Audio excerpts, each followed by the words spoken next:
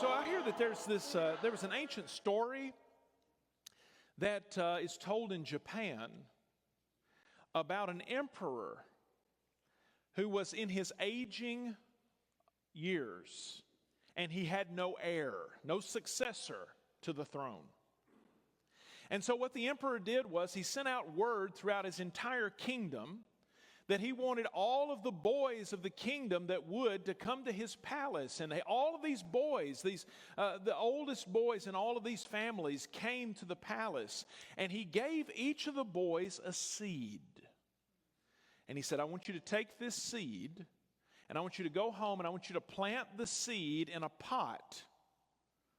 And then I want you to tend for what grows. And a year from now, I want you to return with your pot. And I will judge among you of what has grown in your pot. I will judge who the successor to the throne will be. And so all the boys took their seeds and they went home and they planted the seeds in the pots and they tended over the pots. And a year later, all of the boys returned to the palace for inspection by the emperor. And all the boys came in with their pots with all kinds of bushes and trees and flowering plants growing in their pots. All except Ling. You see, Ling, when he took his seed home and put it in the pot and tended over it, nothing grew. He was ashamed and embarrassed, feeling as if somehow he had failed. And so he did not want to return to give back to his emperor what had not grown. But his mother encouraged his son, you should go and appear before the emperor too, and you should be honest about what happened. And so he thought, yes, that's the right thing to do. I should still go and present my pot. And so Ling reluctantly went, looking over all of these boys with their pots and all of the flowering plants and the bushes and the trees that had grown from the pots. He looked and came upon Ling, whose pot was empty. To which then the emperor addressed the entire group, and he said, a year ago, when I gave all of you seeds, those seeds had been boiled, and none of the seeds were capable of growth. Only Ling has had the integrity and the honesty to bring back truthfully what he had been given. That story is a powerful story that demonstrates the importance of being a person of integrity. Our annual theme is Love Your Neighbor. And the subtitle underneath you see on our shirts and on the sign up here is The Great Commandment Starts Next Door. Now the reason why that we have that phrase underneath is to try to impress upon us the importance of the practicality of loving our neighbors, is actually doing something for the people around us and demonstrating genuine, concrete, real acts of care and concern and love and kindness to the people around us in the name of Jesus. And so you don't have to go across the sea. You don't have to do some grand thing. It's right here. It's right there. Right next door. It can start right there. That's the reason for it. However, that phrase might be just a bit misleading. And the reason why it might be misleading is that it might lead you to think that the first thing you need to think about is loving your neighbor as yourself. You need to go out and do good things for people, and that's where it begins. But really, the great commandment to love your neighbor starts somewhere else initially, and that is, it is built upon the first great commandment, to love your God with all your heart, soul, mind, and strength. In other words, the only way that you're going to be able to love your neighbor well, presupposes that you have a certain level of personal integrity within yourself, that you are living a life of honesty and transparency before God, and you love Him with all your heart, soul, mind, and strength, and you're in a place of alignment in your person with your Creator, which then allows you to be able to have the resources from which to be able to love people well around you. And so really the great commandment starts first with loving God with all your heart, soul, mind, and strength, and being a person of integrity. Integrity. What does integrity mean? Integrity has, I think, two main parts. The first part of saying that you're a person of integrity means that you have a certain moral standard, that you live uprightly, that you believe that there are things that are right and you live in accordance with the rightness of those things. But there's also an aspect of integrity that means wholeness. In fact, the word integrity comes, if you look up the etymology, it comes and has roots with a Latin word, integer. And the word integer means one. In other words, there's a wholeness or an alignment in your inner self that you're living consistent across the board in your life. In other words, you don't live your life like different pieces of the pie, but instead your life is characterized by what is filling the entire pie, the filling of the pie in every piece. There's a consistency inside of yourself that you're living in wholeness with who you are as a person. Put it to you this way. To be a person of integrity means you do not compartmentalize your life into different parts where you're one person at work, another person at home, another person at church, that you're a different person based upon the people you're around. There's a word for that, and it's not integrity. It's wearing a mask. It's hypocrisy. You're living as a person that is divided, not a person that is whole and integrated. You see, integrity means that you have a wholeness of self and you live consistent. You're the same person no matter who you're around, no matter what you're doing, no matter who is seeing you or not seeing you. There's a consistency to who you are as a person. That is integrity.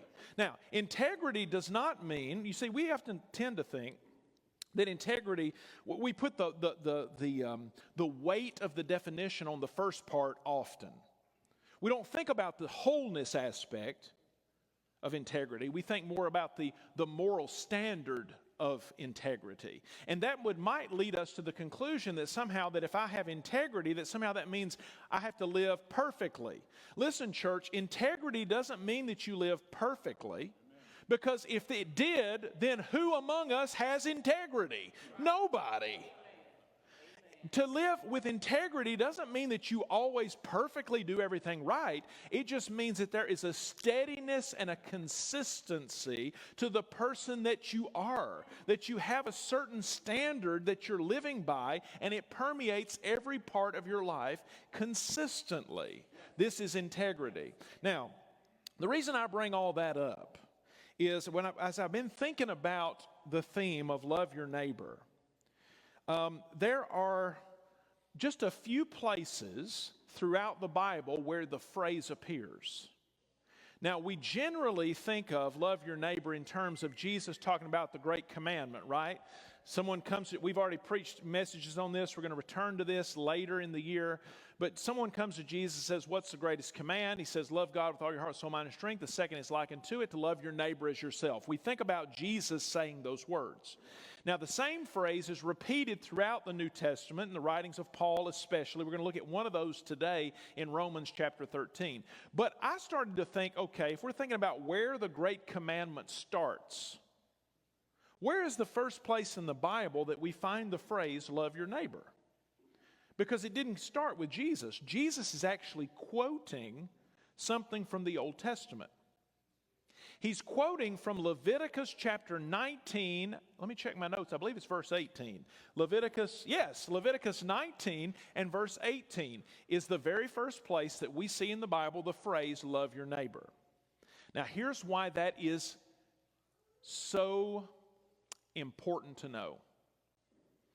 Because it's in that chapter that the entire chapter is devoted to God giving moral standards. In other words, He's giving directions about if you want to live your life well with the people around you and live a consistent and whole life, then here are some things you should do and you should not do if you want to live with integrity, with that moral standard. And so He'll say things like this. This is in Leviticus 19. In verse 9, He says, you should leave the grain on the edge of your fields. Don't harvest all the grain. Leave some grain so that those that are without in your community will have something, and you're providing for those that are less fortunate. He says, don't steal or deceive or cheat others, verse 11. Don't defraud your neighbor, verse 13. Don't spread slanderous gossip, verse 16. Don't stand by when your neighbor's life is threatened. Don't stand idly by. Help your neighbor if his life is threatened, verse 16. And then don't seek revenge or bear a grudge, verse number 18. Now, all of that is, he's talking about that if you're loving the people around you, it starts with your own personal conduct. How are you conducting yourself?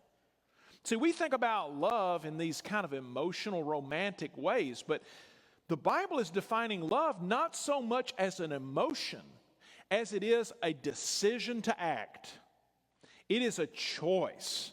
It is a choice you make to behave in a certain way for the good of the people around you. And so he gives all these moral standards. And it's within that context that verse 18 says, and you should love your neighbor as yourself. You see, a community of people will crumble if we don't all live by at least some kind of standardized moral conduct.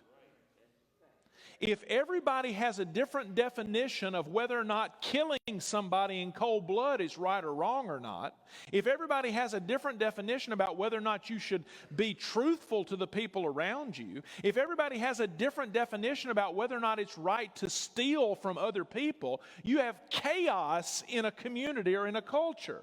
The only way that you can have any kind of harmony in a culture is you have to have at least some baseline of standardized moral conduct. And so that's what he's talking about to these people that have been living as slaves that now have their freedom. What are we going to do with our freedom?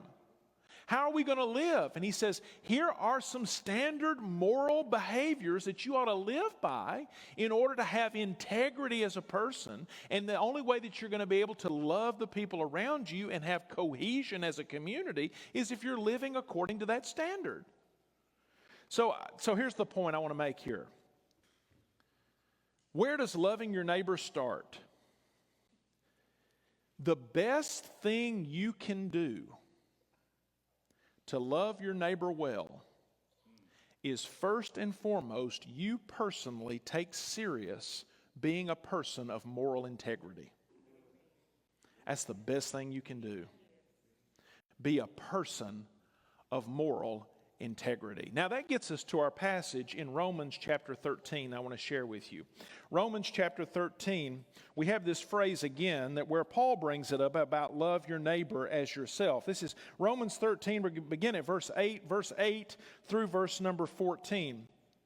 And I'm going to read the text, make some observations as we go through the reading, okay? So here we go. Romans 13, beginning at verse 8. Owe nothing to anyone except for your obligation to love one another. Now let me stop there for just a moment in verse 8. Well, let's go ahead and read the second part of it. If you love your neighbor, you will fulfill the requirements of God's law. Now, let's start here first. He says, what you owe every person around you, You have an obligation to every person you encounter. And your obligation is to love them. And you say, why would I have an obligation to love every person around me? Not just the people that I like, not just the people that treat me well, but even as Jesus would say, love your enemies. How is it that I have a holy obligation to seek the good of my neighbors? That is, anybody I encounter. Why do I have that obligation? Here's why you got that obligation. The obligation is based on the fact that you have been made in the image of God. And so has everybody else. Consider the privilege of the reality that God fashioned you in His very own image and likeness. And any human being you encounter, regardless of their education level, regardless of their ethnicity, regardless of their politics, regardless of their stances, every single human being you encounter that has the breath of life in their lungs has been made in the image of God just as much as you. And as a result, the fact that that is true, you have a holy obligation to respect them. To respect them the same way you would respect yourself. To love them and seek their good the same way you would want others to seek your good. To love your neighbor as yourself. It is an obligation. But then notice as we continue reading the basis of it. He says, if you love your neighbor, you have fulfilled the requirements of God's law. For the commandments say, it's so interesting. Let me pause here. This is why I took you back to Leviticus, because when you're reading what Paul says here, it begs a question. Paul, you're talking about loving your neighbors yourself and how we have an obligation to do it. Why in the world are you bringing up God's law? Okay, well, hang on. He says it fulfills, when you love your neighbor, it fulfills the requirements of God's law. For the commandments say you must not commit adultery. You must not murder. You must not steal. You must not covet. These and other such commandments are summed up in this one commandment. Love your neighbor as yourself. Love does no wrong to others, so love fulfills the requirements of God's law. You see, the reason Paul brings up the law is because he's showing us that the law, the moral law of God, is the only basis upon which you could love your neighbor as yourself. Because in order to love people well around you, again, there has to be a standardized, recognized form of conduct to which we are all accountable. And so God has given that law, and He shows that the law was given not to give you random, arbitrary things to do, but instead God knows what's good for us. He knows what brings harmony and peace and health to the human family as a whole. And He knows that it'll bring chaos if you've got people stealing from one another and murdering one another and stealing one another's spouses. You know it's going to bring chaos. And so He says that's the reason why He gave the law. All the law, He can just sum it up. You don't even have to worry about the law if you'll just do this. Love your neighbor as yourself. And in fact, if you're not loving your neighbor as yourself, you demonstrate the fact that you don't recognize the law of God. So, notice the urgency of it. He tells us the urgency of it beginning at verse number 11. This is all the more urgent, for you know how late it is. Time is running out. Wake up, for our salvation is nearer now than when we first believed. The night is almost gone. The day of salvation will soon be here. So remove your dark deeds like dirty clothes and put on the shining armor of right living. You see, what Paul is saying here is that why is it that we need to put a premier importance upon loving our neighbor? Why would Jesus say this is the greatest command aside from loving the Lord with all your heart, soul, mind, and strength? Because there is a sense of urgency to this.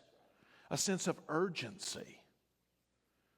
You say, what is the urgency? Well, he says, first of all, the fact that the clock is ticking. You don't know whenever God's going to come and the world is coming to an end and Jesus is going to return. And you better be prepared living rightly toward that day. That's first. But secondly, it's urgent because every day that you live, there are consequences to every relationship around you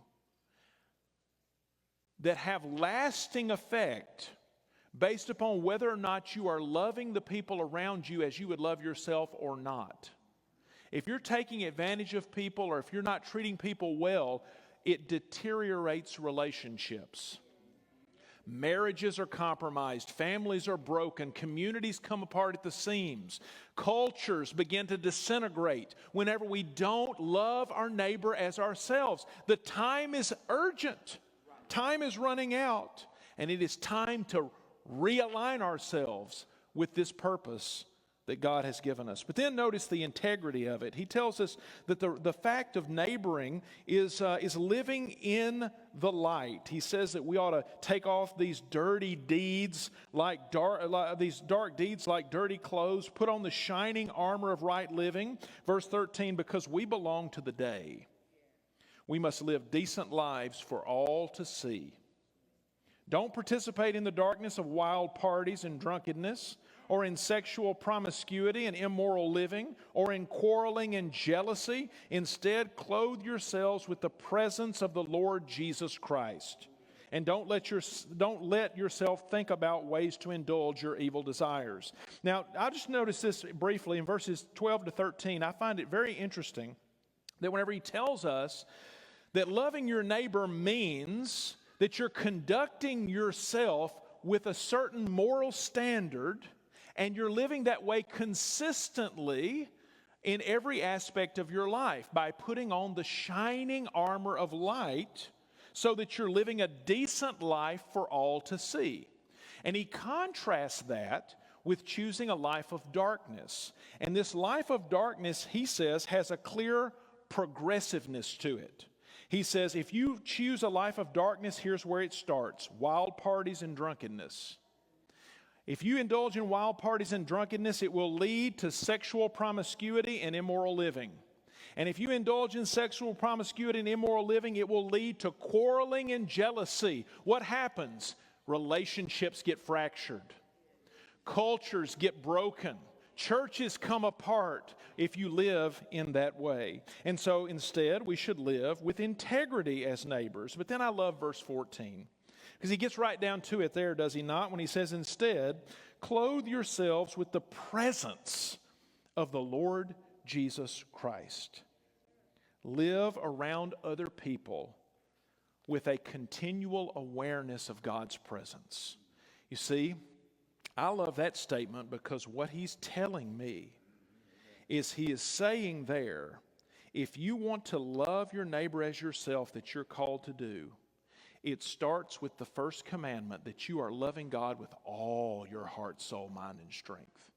That you're living with integrity and wholeness, that you're at one with yourself. You're not living as a different person in different places where you are, but instead, if I'm at school, I'm living clothed with an awareness of the presence of God being with me. If I'm at work, I'm living and working with the people around me with an awareness of the presence of God is right there with me. If I'm in the dark places where nobody sees and I think nobody's there to observe what I'm doing, I'm living with an awareness that the presence of the Lord is right there with me. No matter where I am, I live with integrity, spiritual integrity, with the presence of the Lord with you. And if you're somewhere doing something that you can't in good conscience praise God with what you're doing, then you're living in a way that you ought not be living.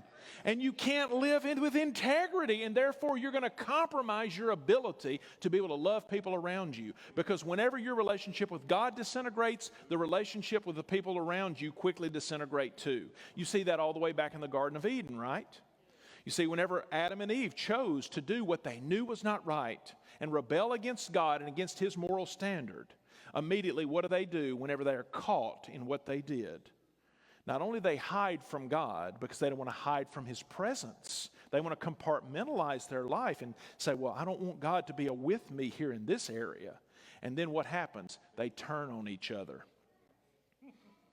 Adam says, that woman you gave me, it's her fault. He's not living with integrity. He's not taking ownership of himself. He's starting to blame others. That woman you gave me. Well, he turns to the woman. Well, that snake is the one is the problem. You see, everybody's turning on one another. You see, relationships disintegrate when we're not living with integrity and realizing the presence of the Lord is with us everywhere that we go. So that leads me now to this point as we're drawing to a close. So Jesus says in the Sermon on the Mount, in Matthew chapter 5 and verse 13, you are the salt of the world, salt of the earth. Salt has a purifying effect. It has a preservative effect. It has a flavoring influence. So if you take salt, I grew up on a farm where we had hogs, and we'd have a hog killing in the wintertime, and we salt cured hams and hung them in the smokehouse. Anybody? Am I dating myself? Can you believe that? You're looking at me and saying, that young whippersnapper knows that stuff? Yeah, I'm a man out of time. I grew up in a previous age, but yeah, we're in the land that time forgot. So, we did that, and salt is a powerful thing because you can take that meat and put salt all over it, hang it up in the smokehouse, and it's not refrigerated, and that meat will not go bad.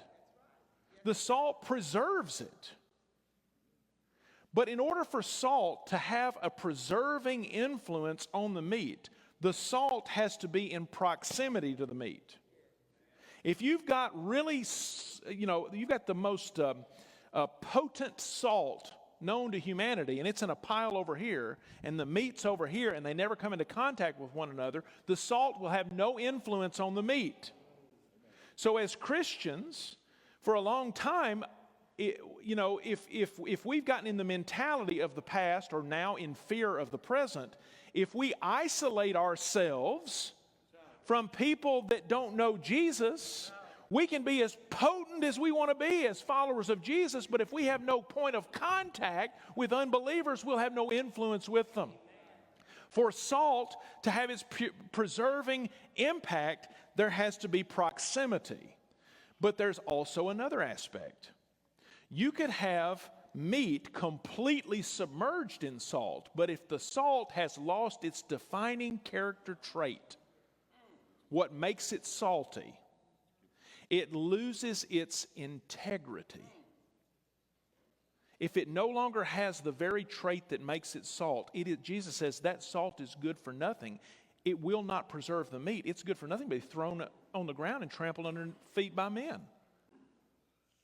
And see, that's just as dangerous, church. We can have all kinds of relational points of contact with people that don't know Jesus. But if we have lost our moral integrity, we will have no positive influence on them at all. The meat will still rot. And so in closing, I just want to say this from the text of our study this morning is there is perhaps nothing more harmful to the Christian faith than for those people who say they follow Jesus to have lost their integrity. But nothing is more powerful for the cause of Christ than when people have an unwavering commitment and integrity of the belief of Jesus and are living, not perfectly, but living consistently as much as we can. We're trying to live in a wholeness of every aspect of our life, committed to Christ and believing in Jesus, no matter where we're at or no matter who we're with, no matter what we're doing. There's nothing more powerful than Christians with that kind of integrity who have contact with their neighbors. And so you see, where does the Great Commandment start? Well, yeah, it starts next door, but it starts next door when and only when you are a person of integrity. Now, I want to leave you with this challenge. So we've been trying to have monthly challenges, love your neighbor challenges, and the challenge for the month of March is to pray for your neighbors. Now, I don't know how many of you have accepted the challenge in February, the challenge in February was to meet your neighbors, to learn their names, learn something about them, begin to understand them. If you've not done that challenge, now's a good time. Start it now. And as you learn about your neighbors, then pray for them. Now here's how this relates to our message. You know, at Easter, the children's ministry is going to be doing a prayer walk. I love the idea of a prayer walk. A lot of Christians are convinced that one of the most powerful things you can do for influence is to actually do a prayer walk. You say, what is a prayer walk? A prayer walk is that maybe you're at work on a lunch break and you decide to go out in the parking lot and just walk around the parking lot, around the building where you are. Maybe you work at a school and you say, you know what, after school, I'm just going to walk around that school and I'm just going to pray for the people of that school. I'm going to walk around my neighborhood and I'm going to pray for every door of the people behind those doors. And as you're praying, you're out in the among the people. And you're bringing the presence of the Lord in prayer in points of contact with the people that you encounter. And you never know, whenever you do that, the people that you might randomly come in contact with as you're praying, that God may bring in your path. And you have the opportunity to engage in conversation and ask them, is there something I can pray for you about? And what you're doing is you're showing your spiritual integrity in proximity with your neighbors, being clothed with the presence of the Lord in prayer. And what you're doing is you're being salt. You're being light. Not hidden under a bushel, but on the stand so it gives light to all that are in the house. We live in a dark time that desperately needs people of integrity who will be the light of this world. Amen. Will you accept the challenge for the month of March and pray for your neighbors?